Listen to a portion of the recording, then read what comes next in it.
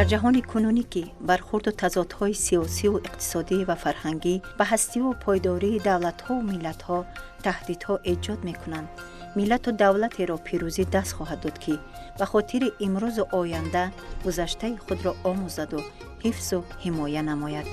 زیرا تنها میراث ملی میتواند در این میان دلیل بی بحث خواهد باشد. شاید سؤال به میان بیاید: چرا در زمانی که علم و تکنیک و تکنولوژی در حال رشد بی سابقه قرار دارد و دسترازی ها حتی تا به کیهان رسیده است، باز هم رو می آریم به اصالت ملی و حفظ و حمایه می کنیم از ارزش های آن.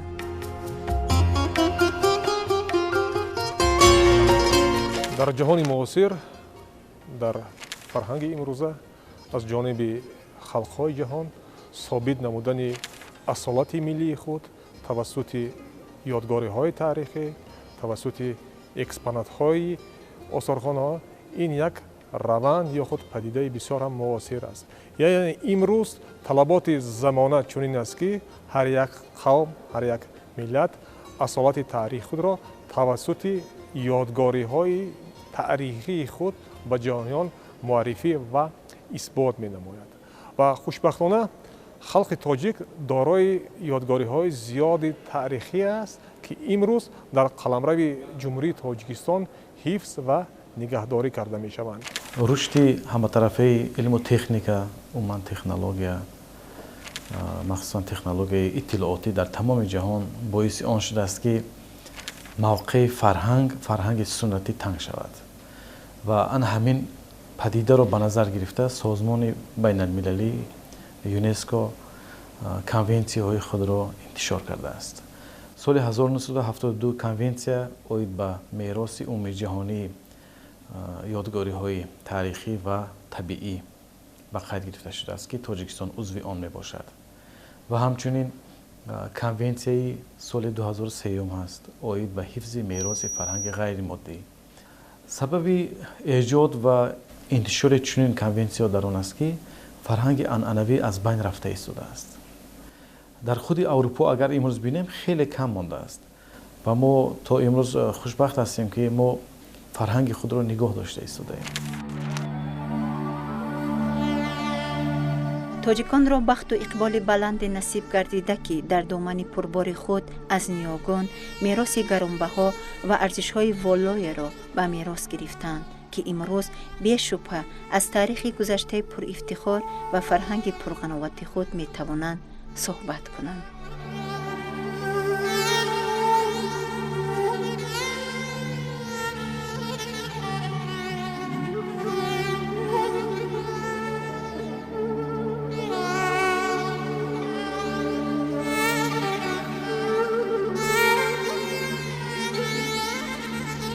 پیش از همه اثبات یا خود نشانه قدیمی بودن هر یک خلق و ملت می باشد.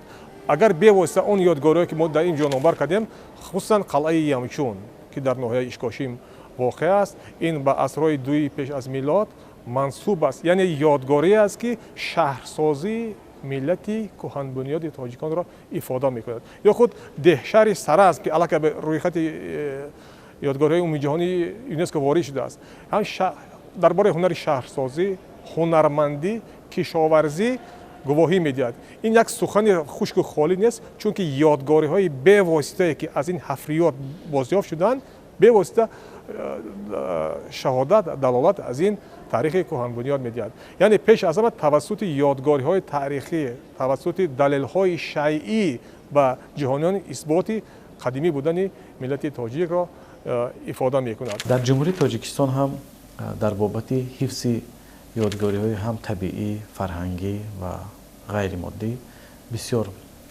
ابتکارات صورت گرفتند. مخصوصا ما میتونیم درباره برنامه‌های دولتی یادآور شویم که یک چند برنامه هستند که در هر کدام سمت، هر کدام بخش آنها فعالیت میکنند یا کردند و اگر به انجام رسیده باشند باز برنامه‌های نو و تصویب میرسند. مثلا سالهای 2013 هم 2020 برنامه مخصوصی هست با نام حفظ میراث فرهنگ غیر مادی در جمهوری تاجیکستان و اکنون بعد از اینکه امسال این به انجام میرسد باز برنامه 5 ساله در همین موضوع باز آغاز میگردد که به نزدیکی از جانب وزارت فرهنگ پیشنهاد شد و آن در حکومت تصدیق شده است. میراث فرهنگ مادی و غیر مادی مردم تاجیک البته از ریشه های تاریخ آب میخورد و باعث خوشبختی است که امروز پژوهشگران و عالمان ما برای حفظ و حمایت از این ارزش های ملی در سطح جهانی برآمد میکنند و با دلیل های بی بحث مواد پیشنهاد می نمایند.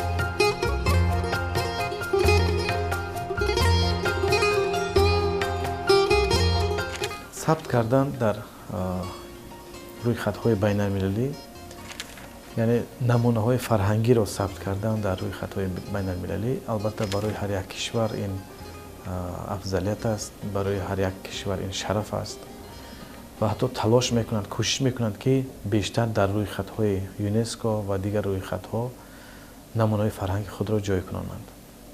خوشبختانه از جمهوری تاجیکستان در روی خط میراث عمومی جهانی یادگاری‌های تاریخی و طبیعی و در روی خط رپرزنتیتیوی یونسکو اوید به فرهنگ غیر مادی ما از جمهوری تاجیکستان 4 نمونه را پیشنهاد کردیم و ثبت نام شده است. اینها نامیناسی 6 مقام در همکاری با جمهوری ازبکستان سال 2008 و همچنین سال 2016 اوشی پلاو، فرهنگ اوشی پلاو و همچنین نوروز در همکاری با 11 کشوری حوزه نوروز و سال 2018 گلدوزی چکن ثبت نام شده است و این تمایل ادامه دارد.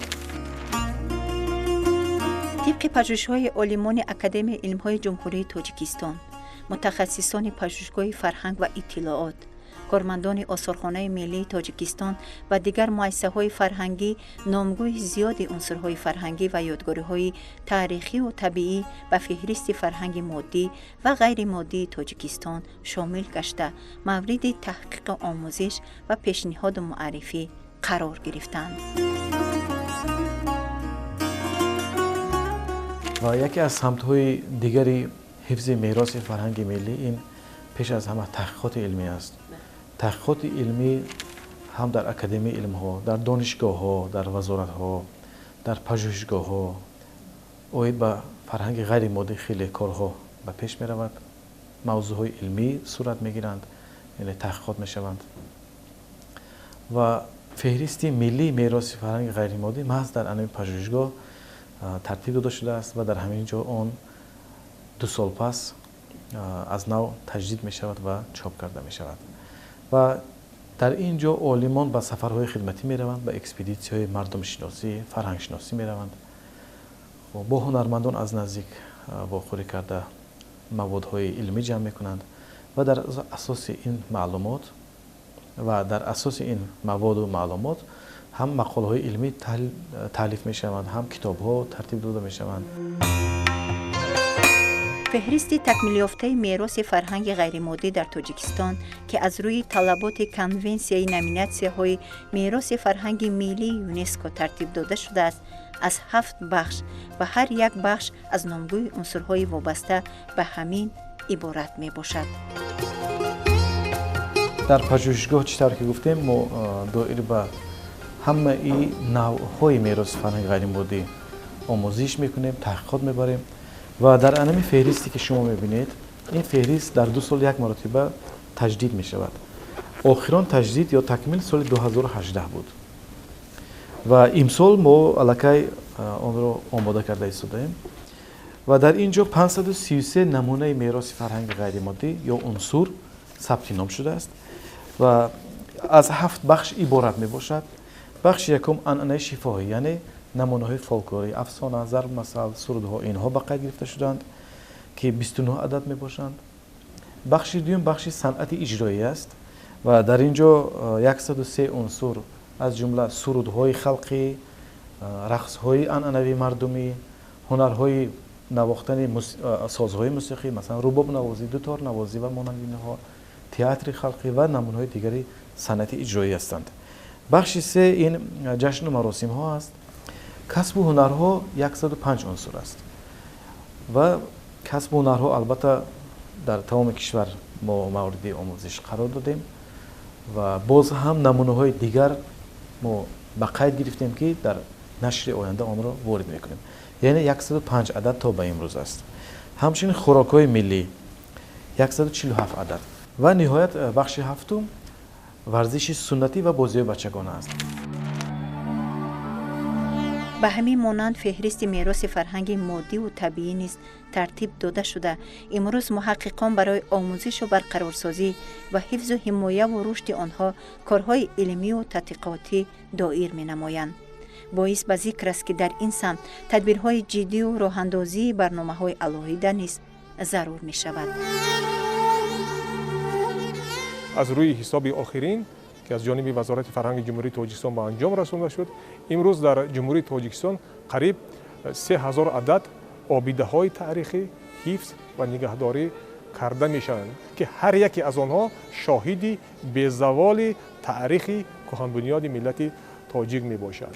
ва бояд гуфт ки маҳз дар ҳамин раванд тавассути ташаббусҳои бевоситаи ҳукумати ҷумҳурии тоҷикистон кӯшиш ҷаҳду талош ба харҷ дода шуд ки ёдгориҳои мавҷудбудаи ҷумҳурии тоҷикистон ба рӯйхати мероси таърихии ЮНЕСКО ворид карда шаванд ва дар самти ёдгориҳои ғайримоддӣ ва ёдгориҳои моддии таърихии тоҷикистон имрӯз як дастовардҳо ба чашм мерасад. яъне пеш аз ҳама ман дар назар дорам ёдгории саразми бостонӣ ки мо имсол дар арафаи таҷлили 5500 солагии он ҳастем. он бевосита аллакай ба рӯйхати умумиҷаҳонии ёдгориҳои фарҳангии ЮНЕСКО шомил шудааст. ҳамзамон боғи миллии тоҷикистон ки онам аллакай шомили рӯйхати умумиҷаҳонии ЮНЕСКО шудааст ва ҳамзамон бевосита боиси таъкид аст ки 8 адад ёдгориҳои мероси таърихии тоҷикистон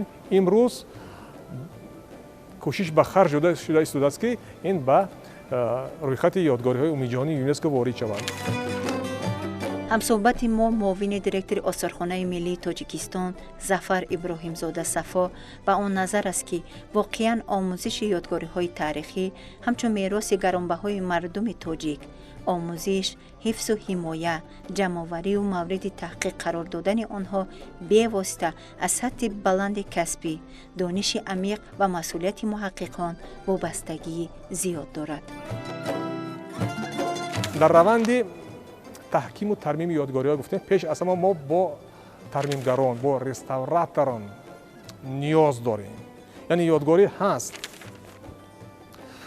химикат ё худ он маҳлулҳои химияро пайдо кардан мумкин, аммо мутахассисе ки дар ҳамин соҳа кор карда метавонад, барқарор карда метавонад, чунки ёдгории таърихӣ ин ягона нусха аст.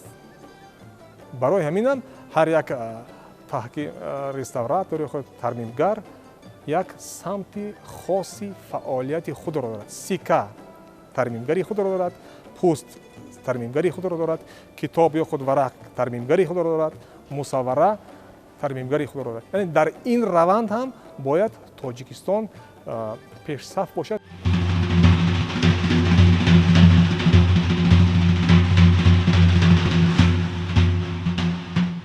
пеш аз ҳама масъулияти олимон, донишмондан ва хоста осорхонаҳо ҳам дар ин раванд бисёр бояд назаррас бошад. яъне масалан осорхонаҳо метавонанд тавассути ташкили намоишҳо, тавассути таҳким ва тармими ёдгориҳои таърихӣ, яъне бо забони маъмул гӯем реставратсия ва консерватсияи экспонатҳо ки имрӯз дар осорхонаҳо маҳфуз ҳастанд, онҳо бояд саҳмгузор бошанд. тавассути ташкили намоишҳое ки берун аз қаламрави ҷумҳурӣ ташкил карда мешаванд ва муаррифии осори ниёгонро ҳадаф қарор медиҳанд, инҳо бояд дар сатҳи комил, пурра ба роҳ монда шавад ва дар ҳамин раванд осорхонаи миллии тоҷикистон дар моҳи октябри соли 2020 дар осорхонаи гимеи шаҳри фаронса як намоише дорад бо номи тоҷикистон мамлакати дарёҳои тиллоӣ ки дар он намоиш ёдгориҳо шуруъ аз асри биринҷ сар карда то асри 10 ки марбут ба миллати тоҷик ҳастанд ба намоиш гузошта мешаванд. ривоҷу равнақ додан, пешниҳоду муаррифӣ ва дар сатҳи хуб آموزانیدن عنصرهای فرهنگی از آن وابستگی دارد که تا کجا مردم آنها را می‌دانند، می‌آموزند و به آیندگان به میراث می‌گذارند.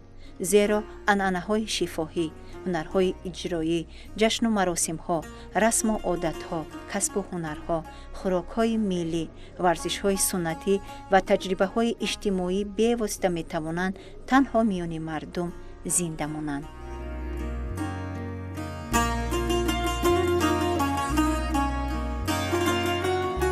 خب در مسئله تحقیقات علمی در این سمت کارها زیاد هستند. در اکادمی علم‌ها، در دانشگاه‌ها، در پژوهشگاه‌ها کارها پیشرفته ایستادند.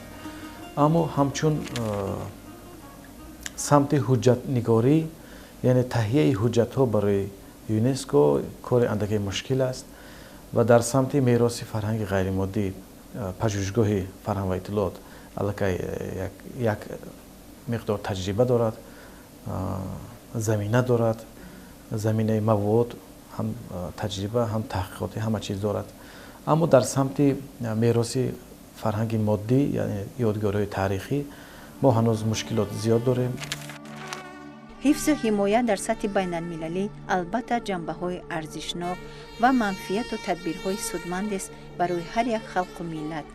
زیرا در جهان کنونی تنها ملت و دولت حمایت از نام خود می‌کند که کلوار تاریخیش از میراث نیاگان بایست و اصالت ملیش بی بحث. ما الکی برای در سالهای آینده ثبت شدند 2 نامیناسیون مستقل فرستادیم و 5 نامیناسیون مشترک. امسال در ماه دکبر در کشور یامایکا جلسه نوبت یونسکو برگزار می شود که در آنجا از جمهوری تاجیکستان نامیناسیون جشن مهرگان پیشنهاد شده است. این مشترک است با جمهوری اسلامی ایران. و همچنین در سال آینده ما همچنین نامیناسیون ملی ادرس و اطلس بافی داریم و در همکاری با جمهوری‌های همسایه با ایران و ازبکستان نامیناسیون رباب، با قزاقستان و ازبکستان گلدوزی و کشیده دوزی و همچنین با 7 کشور درباره لطیفه‌های خواجه نصیرالدین افندی که تشبثکاری آن جمهوری ترکیه است و همچنین نامیناسیون فلک را از نو تکمیل داده باز دوباره پیشنهاد کردیم. با درک همین مسئولیت و منفعت باعث خوشبختی است که در زمان صاحب استقلالی کشور ما محض به مسائل فرهنگی اهمیت و مناسبت جدی صورت می‌گیرد.